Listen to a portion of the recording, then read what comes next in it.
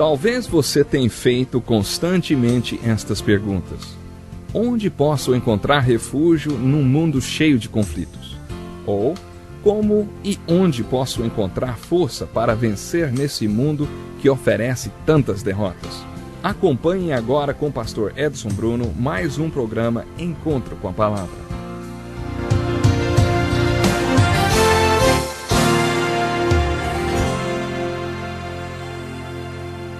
Muito obrigado, Darryl. E que prazer estarmos de volta para mais um Encontro com a Palavra. Seja bem-vindo.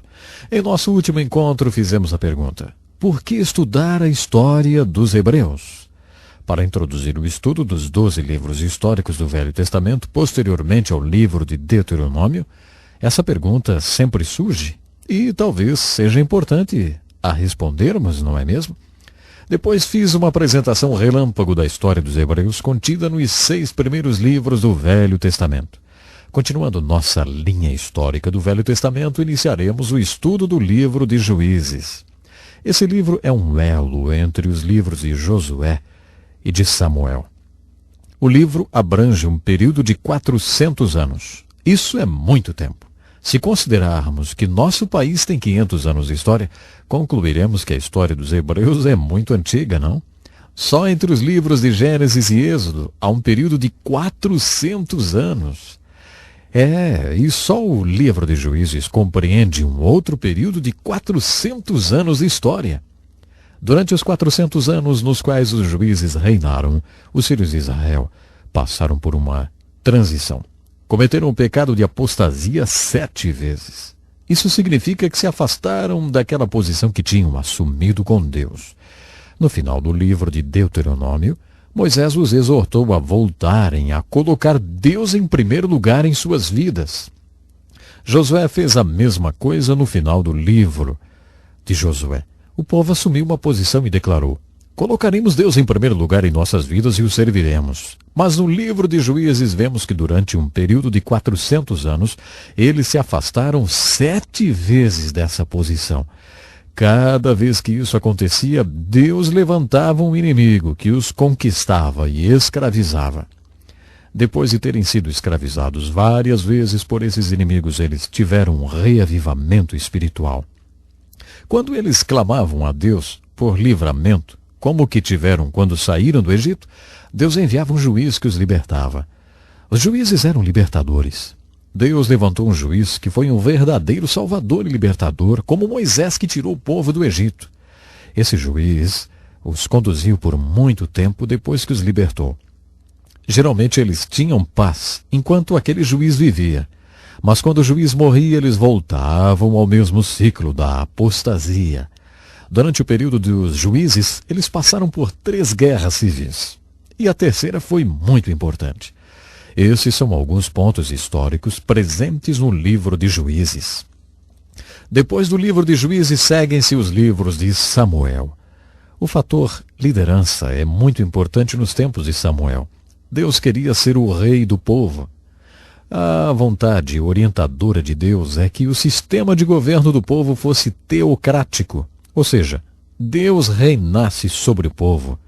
Para isso, Deus precisava de um profeta e sacerdote, como Moisés tinha sido, que subisse ao monte e intercedesse a Deus pelo povo e que depois descesse o monte e transmitisse as palavras de Deus ao povo.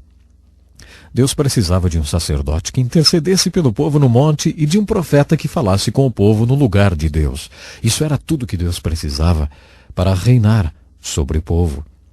Samuel era esse tipo de líder, um profeta e sacerdote. Durante esse período, o povo procurou seu líder Samuel, o profeta e sacerdote, e disse-lhe: olha, não gostamos desse tipo de governo, desse sistema teocrático de ter Deus como nosso rei. Nós queremos um rei, como todos os outros povos têm.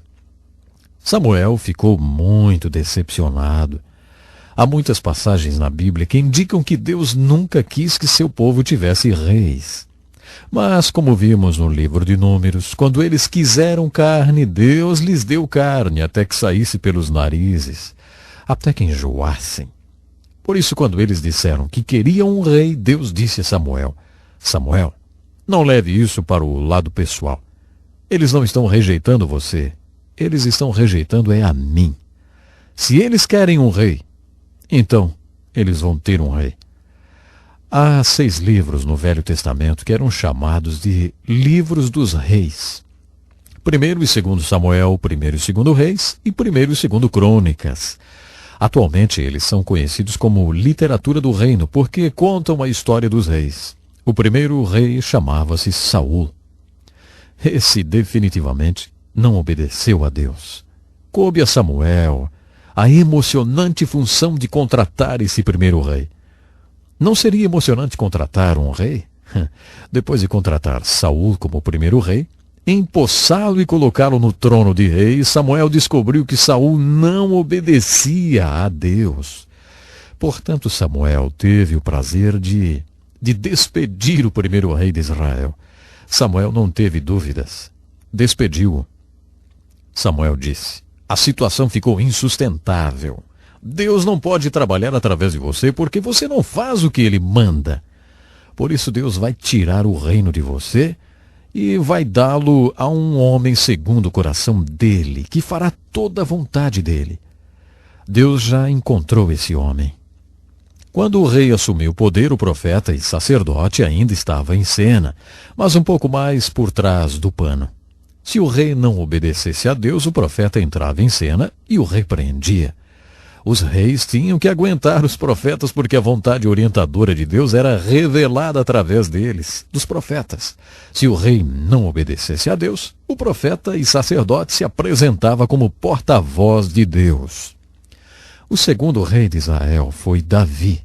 E Davi era um homem segundo o coração de Deus, que desejava fazer toda a vontade de Deus.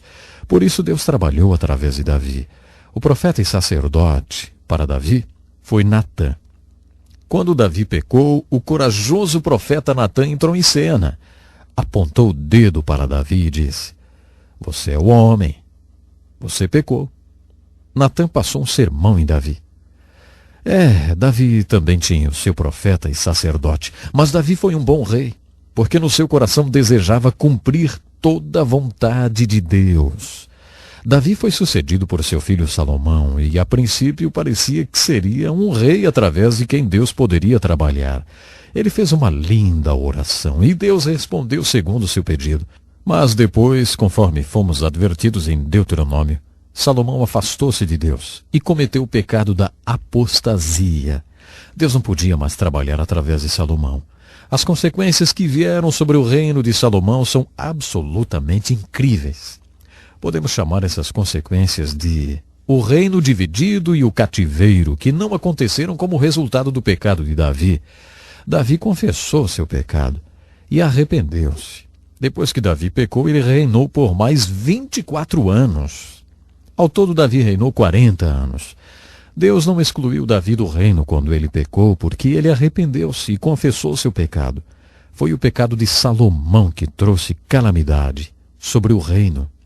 Como resultado do pecado de Salomão, com suas 700 mulheres e 300 concubinas, o reino foi dividido em 2 partes. O reino do norte, chamado de Israel, onde havia 10 tribos, e o do sul, chamado Judá, onde havia 2 tribos pequenas, Benjamim e Judá. Por causa do nome Judá, o povo de Deus que habitava essa região era conhecido como judeu. 2 reinos surgiram como resultado do reinado de Salomão, e esses 2 reinos foram levados cativos. O reino do norte foi levado cativo pelos assírios, o pior inimigo que o povo hebreu já teve. Depois que os assírios levaram para o cativeiro as 10 tribos de Israel, nunca mais se falou nelas outra vez. Elas são chamadas de as 10 tribos perdidas de Israel. Elas foram totalmente varridas da face da terra. Sobrou apenas o pequeno reino do sul chamado Judá, somente as pequenas tribos de Benjamim e Judá. Nesses livros históricos, a literatura do reino, descobrimos aí que Nabucodonosor, rei da Babilônia, também levou cativo o reino de Judá. Continuando nessa linha histórica, você se depara com uma terra, sem ninguém habitando nela. A terra está vazia.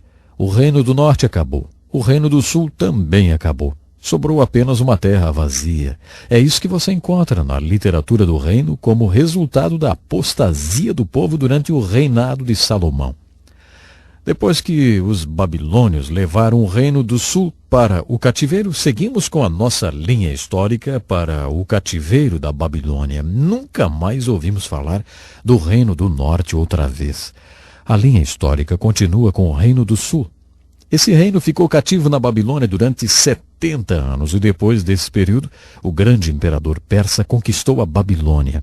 Portanto, depois de 70 anos, eles não estavam mais na Babilônia, estavam na Pérsia, fazendo parte do Império Persa.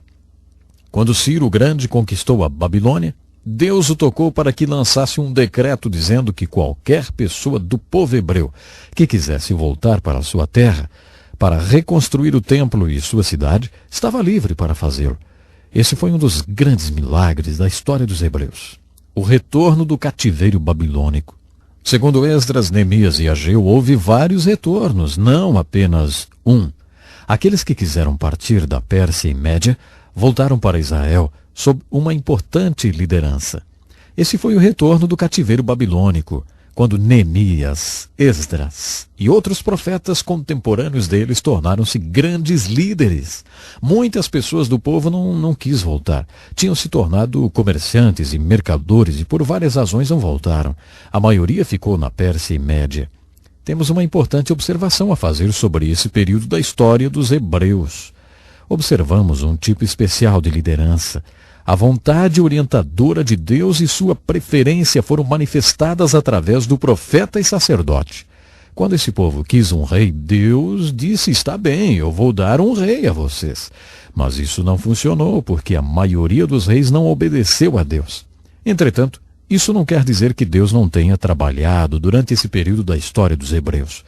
Quando eles foram conquistados e levados cativos, Deus trabalhou até através de alguns inimigos. Deus trabalhou através de Nabucodonosor, do rei Ciro o Grande e de outros líderes pagãos. O livro de Esther é o último livro histórico.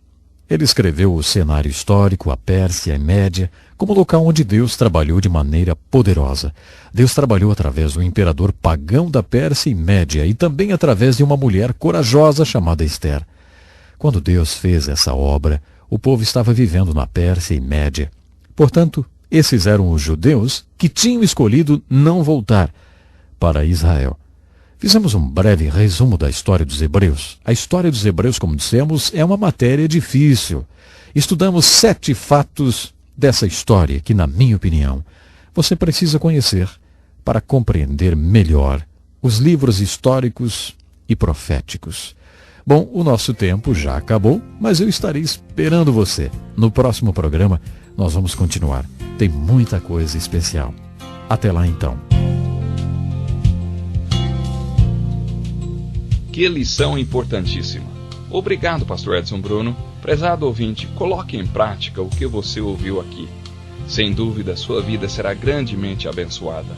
Este é um estudo escrito pelo Dr. Dick Woodward, na voz do pastor Edson Bruno. Escreva-nos e solicite o material. Nosso endereço é Encontro com a Palavra, Caixa Postal 2011, CEP 89201-970, Joinville, Santa Catarina. Até o nosso próximo encontro com a Palavra.